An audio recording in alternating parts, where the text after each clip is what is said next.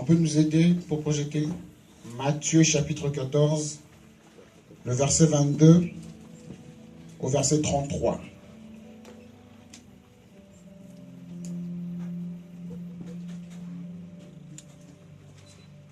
Nous y sommes. Je lis au nom de Jésus. Aussitôt après, il obligea les disciples à monter dans la barque et à passer avant lui de l'autre côté, pendant qu'il renverrait la foule. Alors il eut renvoyé, il monta sur la montagne pour prier à l'écart. Et comme le soir était venu, il était là seul. 24. La barque, déjà au milieu de la mer, était battue par les flots, car le vent était contraire. À la 4e veille de la nuit, Jésus alla vers eux, marchant sur la mer.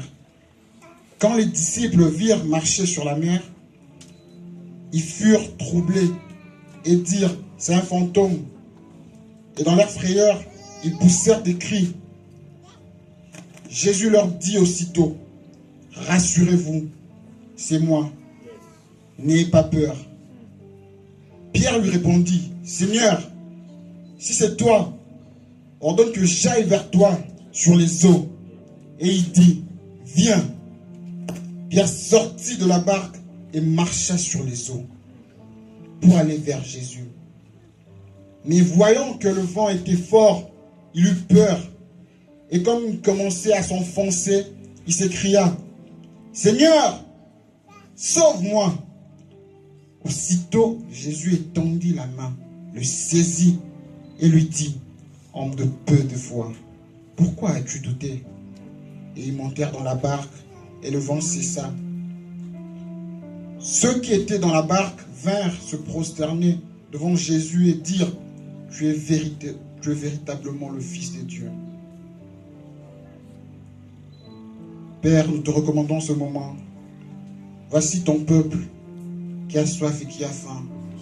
Seigneur, par le canal que je suis, le petit instrument que je suis, Seigneur, ma petite personne, Seigneur, transmets un message, Seigneur, communique une pensée à une personne aujourd'hui et que la personne puisse changer. Dans le nom puissant de Jésus, nous avons ainsi prié et nous disons Amen. Et si je veux revenir dans le contexte dans lequel je suis, le thème de la pensée que je viens de lire, c'est Jésus marche sur les eaux. Les sujets dans la Bible. Mais si je veux revenir en arrière, avant qu'il puisse marcher sur les eaux, il venait de faire un miracle. La multiplication des pains. Jésus a nourri environ 5000 hommes. Il a nourri 5000 hommes. Mais si on veut comptabiliser, et les femmes et les enfants, ça nous fera environ 15 000. Chaque homme avait au moins une femme, et que chaque famille avait au moins un enfant. 15 000 personnes. Il venait de les nourrir. Il a nourri 15 000 personnes avec 5 pains et 2 poissons. Mais on voit, juste après cela, Jésus chassait les gens et renvoyait ses disciples pour aller de l'autre côté. C'est parce que ils avaient eu l'intention de glorifier Jésus. Mais Jésus n'a pas voulu cela. Il les a chassés. Il a dispersé les foules. Il a renvoyé ses disciples. Il a pris un moment de retrait. Il est parti sur la colline pour prier. Je veux commencer ce message par cette pensée ou cette question. Que faisons-nous lorsque, au travers de nous, un miracle arrive? Au travers de nous, tu arrives, tu pries pour un malade et il est guéri. Est-ce que nous attendons qu'on puisse être glorifié par les gens? Ou on prend un moment de retrait pour prier et rendre la gloire au Seigneur? Amen. Le Seigneur, le Christ, s'est retiré pour aller prier. La prière. Il a prié pendant environ 4 heures. La prière a eu un effet Alors que les disciples avaient déjà pris leur barque, ils ont commencé à partir.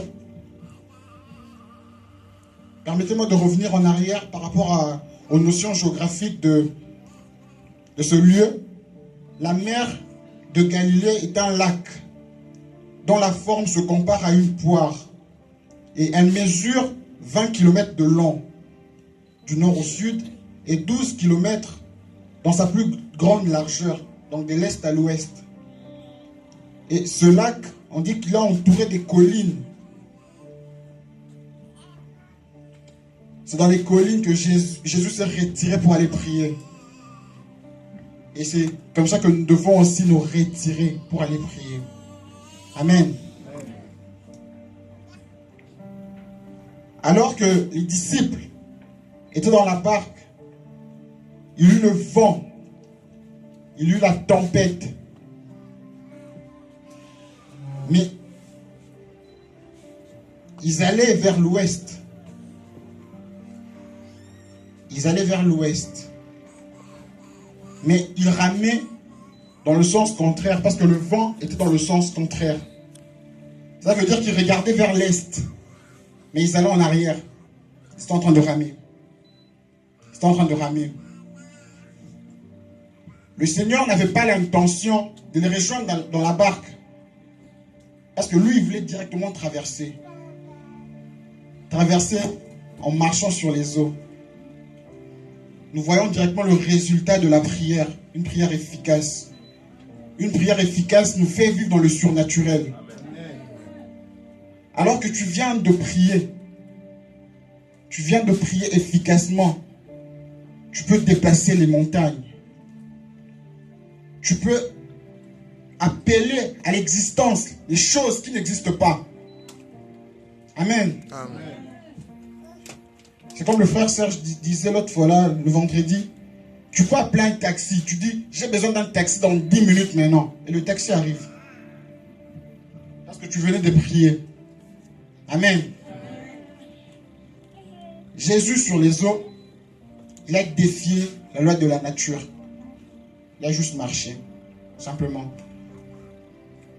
Alors que les scientifiques, avec le théorème d'Archimède, ils disent que tout corps plongé dans l'eau est attiré vers le bas. Mais Jésus, il n'a pas eu besoin de ce théorème. Il a juste simplement marché. Comme je le fais sur la terre maintenant. Et lui, il a marché sur les eaux. Amen.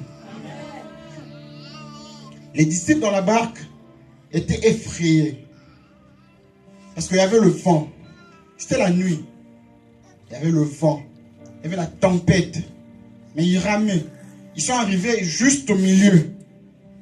Ça veut dire pendant 4 heures. Ils ont parcouru environ 6 km. Parce que le lac est d'environ 13 km. S'ils sont arrivés au milieu, on peut supposer que c'est juste 6 km qu'ils ont pu faire. Ils n'ont pas pu aller loin.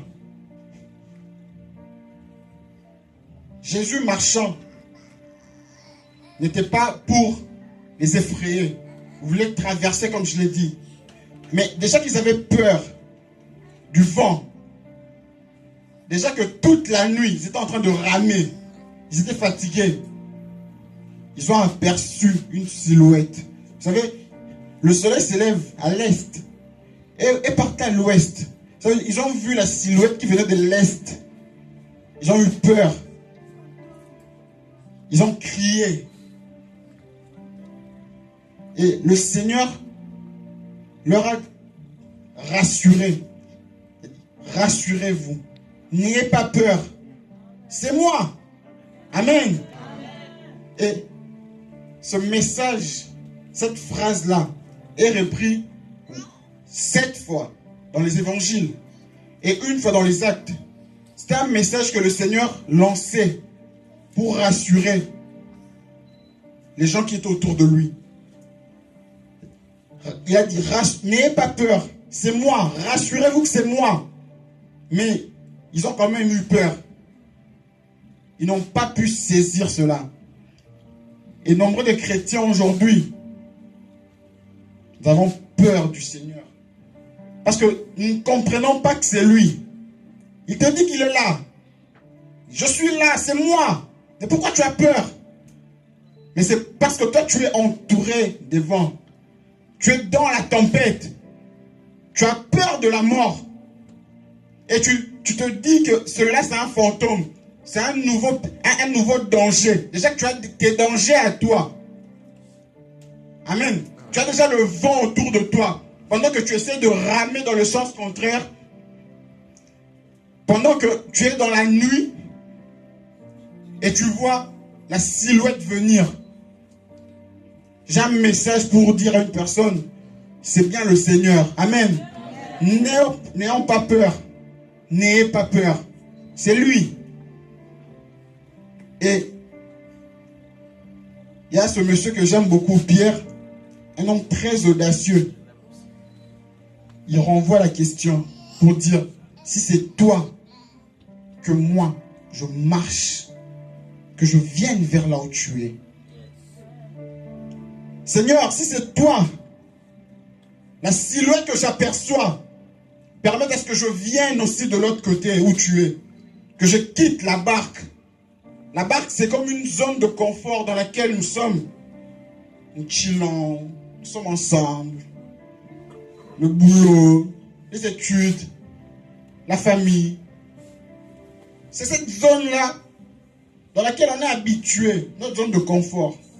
La barque. Mais lorsque le Seigneur t'appelle, ça a l'air d'un danger.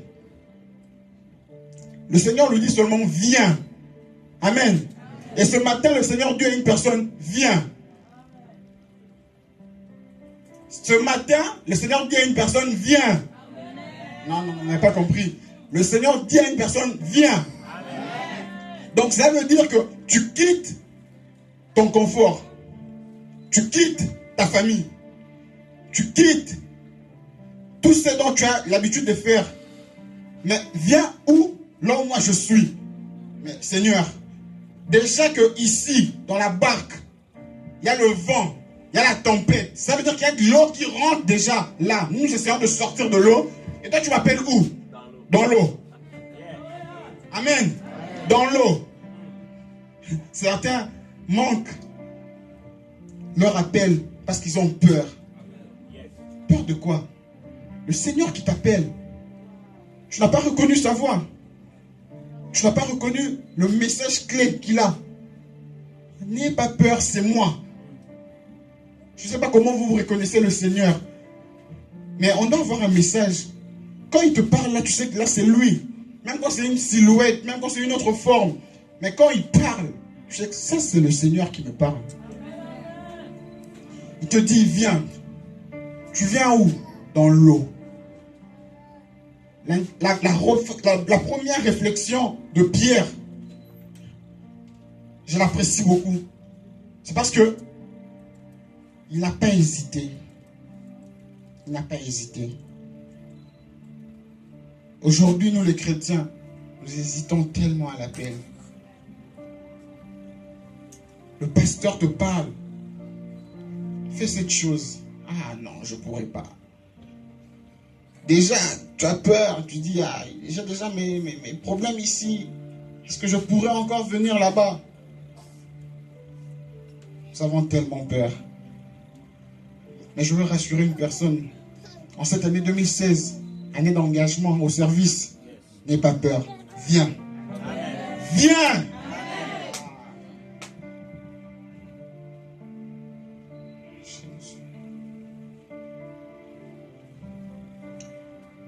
Et Pierre sortit de la barque. Pierre sortit de la barque. Pierre a marché sur les eaux. A marché sur les eaux. Je veux parler pour des disciples qui sont restés, parce qu'ils étaient 12 dans la barque, certainement. Ils se promenaient à 12. Ceux-là, les 11 qui sont restés, ils ont manqué quelque chose. Ils ont manqué quelque chose. Et ce matin, je ne veux pas que tu puisses manquer cette chose-là. Je ne veux pas que tu puisses manquer la chose que les 11 ont manqué. Parce que le Christ a marché sur les eaux parce qu'il revenait de prier. C'était juste une succession logique. Il vient de prier et il vit les surnaturels. Mais Pierre n'avait pas prié. Pierre était en train de ramer.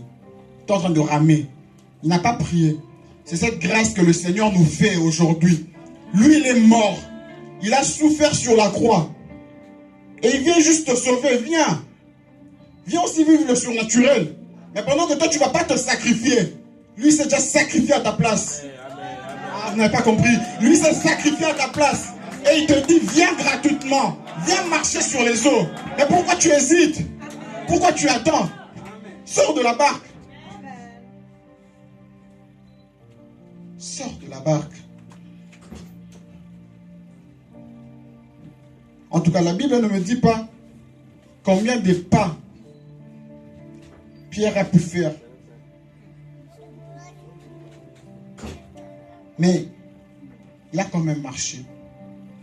Il a marché. Il a marché.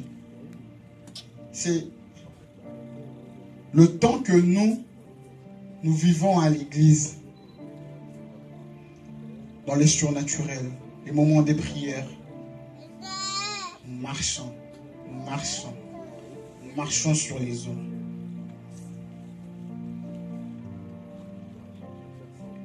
Mais, il est arrivé quelque chose de malheureux à Pierre. Pierre, sur les eaux, a cessé de regarder le Seigneur. Le Seigneur était devant lui. Pierre, lorsqu'il venait, il le regardait. Et c'est là qu'il marchait. Mais arrivé à un moment, il a juste cessé de regarder le Seigneur. Il a regardé autour de lui. Il s'est rendu compte du vent, de la tempête. Amen. C'est comme ça que nous, les chrétiens, aujourd'hui, nous sommes à l'église, permettez-moi, nous sommes à l'église 1 an, 2 ans, 3 ans, 4 ans. Nous marchons sur le sol, 5 ans. Et arrivé à un moment, tu regardes, il y a un problème ici. En tout cas, il y a une mésentente ici. Ici, là, moi, je ne pourrai plus. Là, comme les Québécois disent, là, moi, j'en peux plus. Et qu'est-ce qui t'arrive? Tu t'enfonces. Pierre s'est enfoncé parce qu'il a cessé de regarder le Seigneur. Et ce matin, je veux dire à une personne, ne perds pas ton regard vers le Seigneur. Regarde le Seigneur. Il est juste là devant toi. Regarde et continue à marcher. Continue à marcher. Le miracle, nous allons l'expérimenter si nous ne baissons pas nos yeux. Si nous ne regardons pas le problème que nous avons. Si nous ne regardons pas parce qu'on a manqué le travail. Ou on nous a chassé du travail. Le problème, ça peut être dans les études. Le problème, le vent, ça peut être dans la vie commune. Mais si tu regardes vers le Seigneur, tu ne vas pas t'enfoncer. Amen. Tu vas continuer à marcher. Marcher sur les eaux. Mais j'aime aussi en même temps la réaction de Pierre. C'est que lorsqu'il s'est rendu compte qu'il a commencé à s'enfoncer, il a crié. Pierre a crié. Crié au Seigneur. Et ce matin, je veux dire à une personne, tel que tu es en train de te voir t'enfoncer, tu vois que ça ne va plus, rien ne marche, tu n'arrives plus à avancer en fait. Tu t'enfonces. Crie au Seigneur. Crie au Seigneur. Parce qu'il est juste là. C'est lui qui t'a demandé de venir. Tu ne peux pas sortir de tes propres forces. Parce que de tes propres forces, tu ne pourrais jamais le faire. Il a fallu qu'il se sacrifie, qu'il prie. et qu'ils viennent vers toi pour te dire de le rejoindre. Amen. Amen. Et comme tu es sorti de la barque, tu ne dépends plus de toi. Mais c'est lui qui assure ton lendemain. C'est lui qui assure ton lendemain. C'est lui qui assure ton lendemain.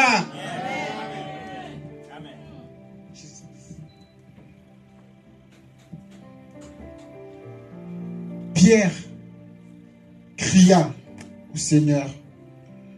Et le cri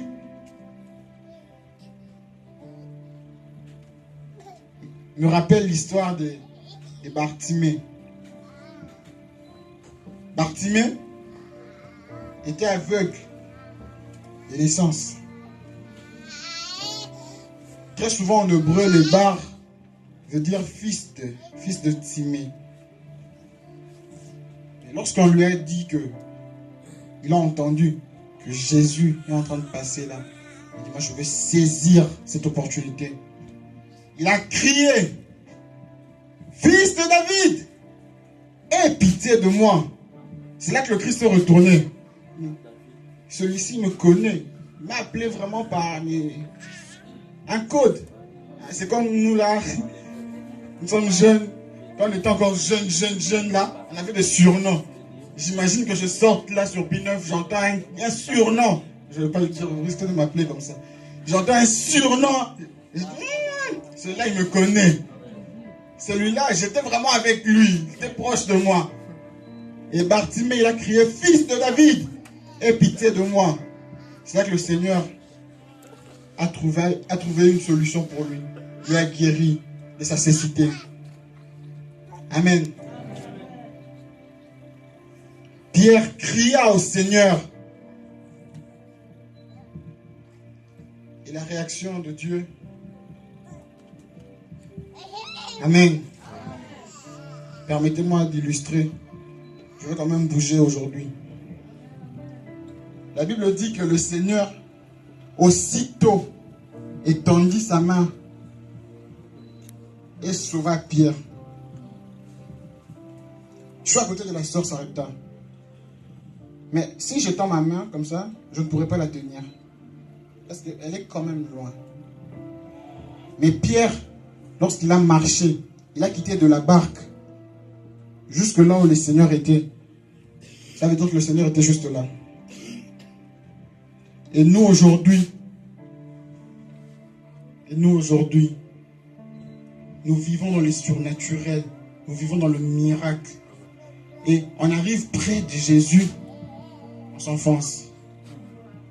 On doute. Regarde la barque. Elle est derrière, elle est loin. Tu as marché sur les eaux. Et tu es arrivé juste devant Jésus. Et là tu doutes. Et puis tu t'enfonces. Parce que la Bible dit que le Seigneur le sauva aussitôt. Il tendit la main et il le tient. Amen. Et aujourd'hui, nous allons crier. Crier au Seigneur. Parce qu'il est juste à côté. Il est juste à côté. Regarde derrière. Tu as fait 5 pas. Tu as fait 10 pas. Tu as fait 15 pas. Mais tu es arrivé près de lui. Crie. Il va juste te tendre sa main. Il va te sortir des eaux. Amen. Et le Seigneur lui fait une remarque. Il dit, homme de peu de foi, pourquoi tu doutais? C'est pas qu'il a manqué de foi. Il avait la foi. Parce qu'il avait déjà commencé à marcher. Mais sa foi s'est amoindrie. Amen. Et la foi est comme notre base dans la vie spirituelle. Je vais revenir au cours de grammaire. Je sais que pour les autres, ça fait longtemps qu'ils ont eu. Mais je vais revenir quand même en grammaire. On dit que le verbe est la base de la phrase. Sans le verbe, on ne peut pas avoir une phrase. Par exemple, je dis papa va au marché. J'enlève va. Papa marcher au marché. Ça n'a pas de sens. Amen. Et notre vie chrétienne sans la foi n'a pas de sens. C'est comme une phrase sans verbe. On ne sait pas la dire. On va se dire seulement chrétien. Chrétien. Mais sans la foi, tu n'es rien. C'est la moindre des choses qu'on peut avoir pour vivre notre vie chrétienne. Homme de peu de foi, pourquoi as-tu douté? Permettez-moi de poser cette question. Homme de peu de foi, pourquoi as-tu douté? Femme de peu de foi, pourquoi as-tu douté? N'est-ce pas que c'est le Seigneur qui t'a appelé? N'est-ce pas que tu lui as entendu? N'est-ce pas que tu as reconnu sa silhouette? N'est-ce pas qu'il t'a appelé avec un code habituel? Il t'avait déjà dit, n'aie pas peur. N'aie pas peur, tu es sorti. Tu as marché. Et c'est là que tu vas perdre ta foi. Et j'ai retenu quelques caractéristiques de la foi, quelques 5 caractéristiques. Premièrement, la foi vient de ce que l'on écoute. Ou vient en écoutant. Pierre, dans la barque, il ne pouvait pas sortir directement. Mais s'il a pu marcher sur les eaux, c'est parce qu'il avait écouté. Viens. Amen. Viens. Ça produit quelque chose en lui. Deuxièmement, deuxième caractéristique, c'est plus nous écoutons Jésus, plus nous apprenons à le connaître. Plus nous écoutons Jésus, plus nous apprenons à le connaître. Plus nous écoutons les prédications, plus nous lisons la Bible, plus nous méditons, plus nous apprenons à connaître le Seigneur. Troisième caractéristique, la foi s'exprime par l'obéissance.